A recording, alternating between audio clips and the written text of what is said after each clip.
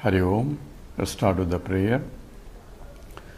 Om Sahana Vavatu Sahanau Bhunaktu Saha Viryam Karavavahai Tejasvinavadhitamastu Mavit Vishavahai.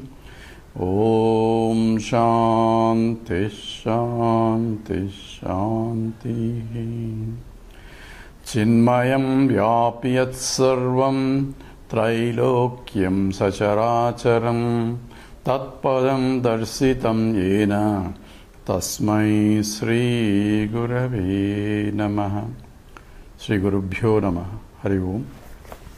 So in the last talk we introduced two things. One is I am, and this body, mind and intellect are equipments that I use in order to transact with the world. The world is represented by the objects, emotions and thoughts, both the gross world and the subtle world. And I am using the body, I perceive the world, I am a perceiver, and they take the role of a perceiver. Perception involves the hearing, touching, all those five sense organs through which I perceive the world. And through the mind, I am a feeler, and through the intellect, I am a thinker. So perceiver, feeler, thinker, the PFT, that's in the middle line, and there is objects, emotion, thoughts. This is outside world. So the whole world is compressed into OET, and me, I am body, mind and intellect as the equipments that I am, and the interaction between the two is essentially perceiver, feeler, thinker. And the notion that I am a perceiver, I am a feeler, I am a thinker is essentially the ahankara, ego. I am this, where this is a role that I am playing with using the equipments. So I said in the subtle body there are four components. One is the mind and other is the intellect. Two other components involved, the ahankara. Ahankara is the ego. Ego involves I am this, a notion that I am a doer, I am an enjoyer, and that notion is the ahankara. So kartrutva bhavam, that means a doership notion, and bhoktrutva bhavam, enjoyership notion, is due to the notion that I am enjoying and I am doing. So am I really doing? We will analyze that later. But I have a notion that I am a doer. And the notion for me it is real, therefore really I am working, and I don't sometimes do it. All this is part of my nature. So this is the ahankara, and there is essentially chitta is the memory that I stored. So whenever I know, it is stored back into my memory as this stock of knowledge that I have. And thank God we are able to store it, because we can recollect, otherwise every time we have to learn again. So therefore the whole knowledge can take place because of this stored energy. So whenever I see some object, I get back. Through the perception I see an object, but I go back to my memory, and recognition or recognition of that is occurs by comparing with information that I have from the memory, and comparing with that I say, yeah, I know this is a flower, this is a chair. This is how the knowledge from the childhood on goes. So this is a part of the memory, and that's called chitta. So we have mind, manas, buddhi, the intellect, and ahankara, the ego, and chitta, the essentially the memory. All these are subtle because they are only in the thought process or thought levels. The gross bodies have only the physical body. Even the brain comes as a gross body because it's a matter. Now mind is different from the brain. So don't get confused with the brain and the mind. What is really mind? If you go into Google or analyze trying to say what exactly is the mind, you get lots of theories. You have theories coming from the psychologists and theories from the philosophers. Is really mind a matter, or does it matter all? So all these things are and in the mind itself, according to the Western psychology, they have subconscious mind, unconscious mind. Whereas even Vedantic says we have even below this unconscious, we have essentially called impressions, which are vasanas. Now, We analyze the physical body and the subtle body and the gross and the corner shariya, the causal body. What happens when we die? We have to understand clearly. Death is separation of subtle body from the gross body. So when I am dying, what I do is I gather all my subtle things, that includes the mind, intellect and the vasanas obviously, and also the prana, apana, vyana, udana, all the physiological functions. Everything is included as a package, and with that package I leave this body, because this body is no more conducive to exhaust my vasanas. And people ask questions. Some people are killed or some people die very young. Says, what happened? What happened is that body is no more conducive to exhaust, therefore why their particular body? Because that's what is required to change the body for them, because they really don't die, they have essentially left the body. So in all languages we say he is dead and gone, mar gaya. Mar gaya means he has done, but he has gone somewhere. That means this particular apartment or equipment or the housing is no more suitable to exhaust the next set of vasanas. So that has to be understood. So death is nothing but leaving the subtle body from the gross body. Where does the subtle body go? It goes to different lokas depending upon where experience are. So lokas are similar to when I go to dream state, I am creating a new body to experience the dream world, but for a dreamer, that's a real world. I don't consider that is a subtle world and this is a gross world. For me, that is a real world, that is a gross world that I am dealing with, where I have local body, mind, intellect in the dream, which is separate from other body, BMIs of different beings in my dream. Same way, one can understand the other lokas where I experience only. So dream is only exhaustive mechanism. Same way, other lokas are exhaustive mechanisms to exhaust whether it's a punya, the merits, or papa, the demerits, depending upon what is taking me to that.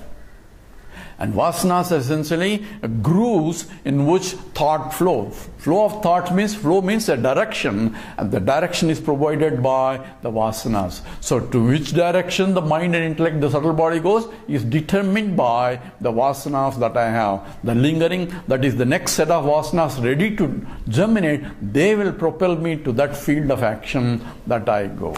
So this is what all methodically, logically and experientially is exactly analyzed by Vedanta.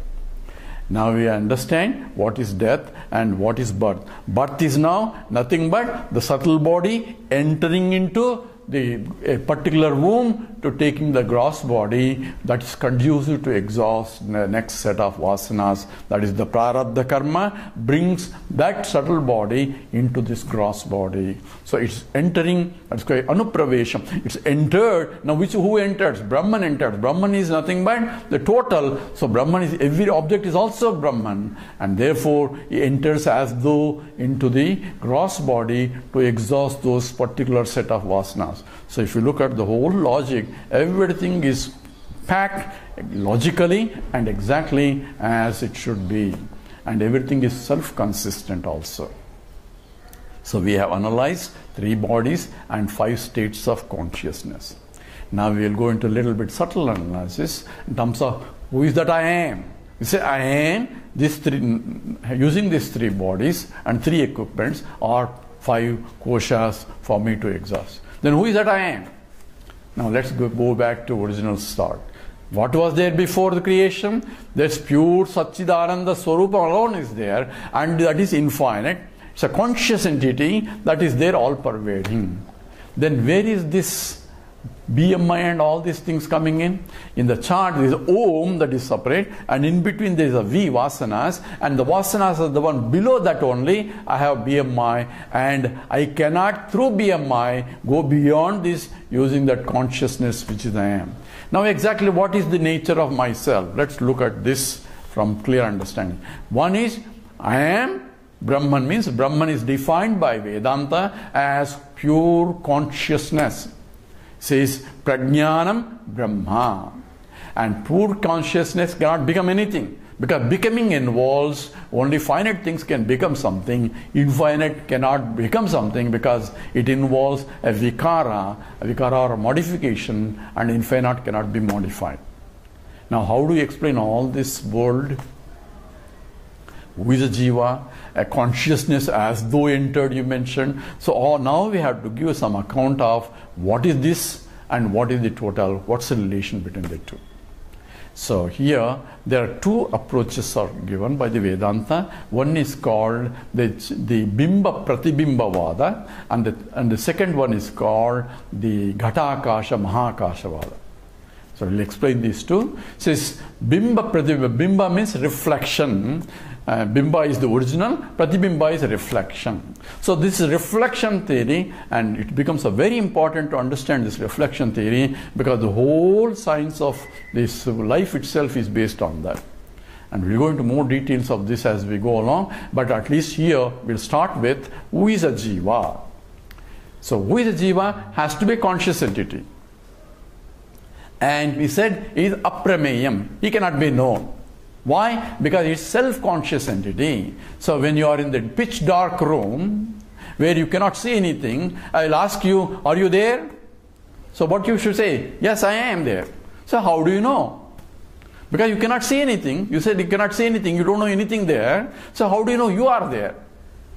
So for me to know that I am there, I don't need any pramana. For others to see if there is a chair there or a table there, I need a means for me. Light should be there, then I should open my eyes and see whether the chair is there. All that are means called pramana is required for me to see the objects which are called prameyam.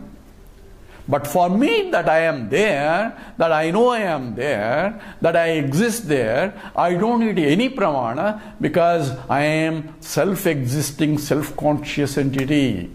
Therefore, I can say, even in a pitch dark room, I say, I am there. I don't say, I don't see myself here because I don't see anything. I don't know whether I am there or not. That doesn't say, hey, I am able to hear you, therefore I should be here.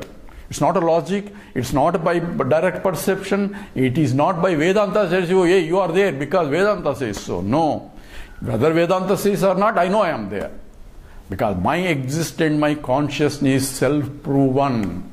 I don't need any means to know. All other means are, I have to be there to prove it. But for me to prove my own existence and my own consciousness, I don't need any means because I am self-revealing. Therefore, the knowledge is also self-revealing. All Vedanta is, you are looking outside. I say, turn inwards, look at yourself, and that which is revealing is what you are actually.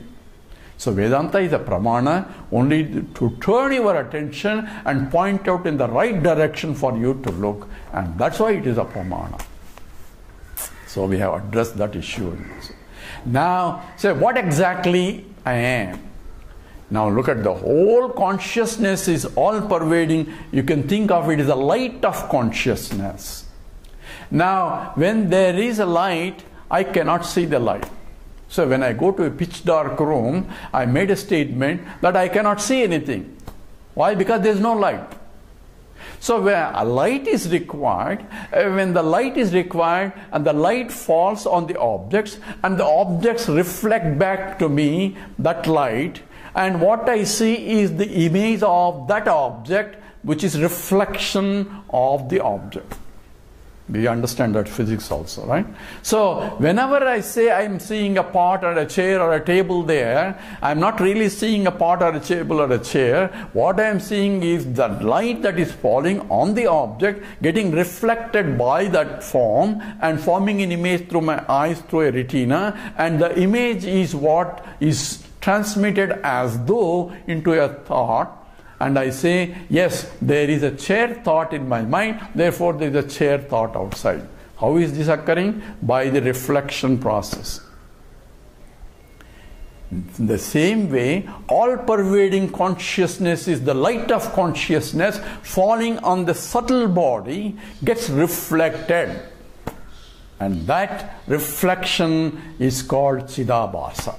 Chit is essentially mind, is reflection by the mind. Why? Mind is like a mirror, it has a capacity to reflect. Therefore, subtle body is required to reflect the consciousness. Since the light is not normal light, it is light of consciousness itself. When it gets reflected, the mind also starts shining as though it is a conscious entity. Now follow this. Because it's the light of consciousness falling on the mind, and the mind is reflected, and the reflected light is called Chidabhasa. And in the same way, that mind which is reflecting the consciousness as though become a conscious entity because of the reflection process. Why? Because this is not a normal light, this is the light of consciousness. So analogy, simple analogies, suppose it is a full moon day, and when I look at the full moon, I say, hey, moon is shining in the sky. But we know moon is not a luminous object. What is shining is because of the sunlight. So looking at the moon on the full moon night and say the moon is shining and moon is giving a light now, and I can see the objects in the world, in the earth due to moonlight, I attribute to the luminosity and shininess because of which I can see everything in the world is due to the moon shining. But the truth is, it is not the moon shining, it's only reflected light of sun coming from the moon. So now apply the same. It is not the mind that is really conscious entity, it is the reflected light of consciousness reflected by the mind, and in the process the mind also looking as though it is conscious entity. That light falling on the body, and body becomes a conscious entity. So everything is, inert things are becoming as though they are luminous. So the light reflected by the sun on the wall, and that wall is getting reflected, and we are seeing the light in this room only because of the sunlight. But sun is not directly coming here, it's coming through the reflections and the further reflections into the room, and therefore I see everything here is because of the sunlight only. In the same way, the pure consciousness which is all-pervading, and that all-pervading consciousness is getting reflected, and in the process the mind is getting enlivened, and in the process the mind is also become active, and also through the mind means also including intellect, the intellect and the mind and the whole subtle body becomes a reflective or becomes active, and also through the mind body becomes also active.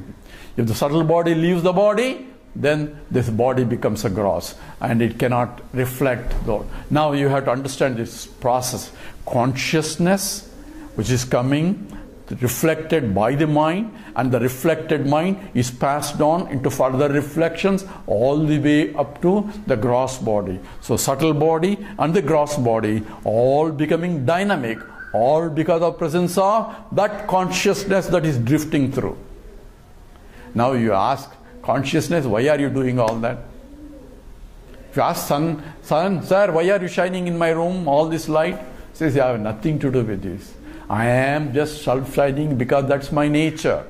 So I cannot but shine because that is itself is nature of consciousness, is to illumine myself, and that is what Brahman does.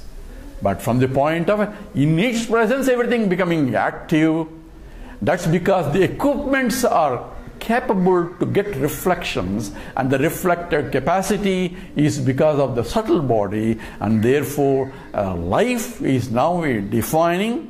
Life is nothing but reflected consciousness enlivening the inert body into a dynamic matter. Now you see what life means. Say, I am alive.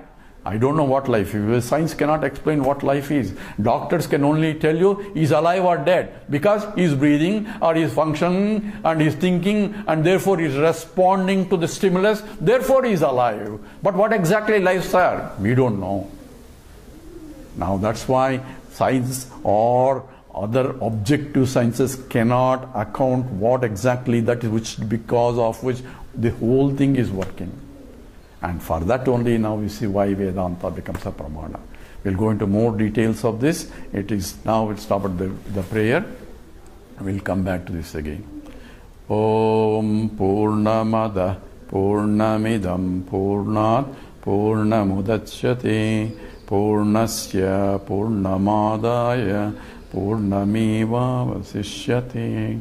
Om Shanti Shanti Shanti. Harihi Om. Sri Gurubhyo Namaha. Harihi Om.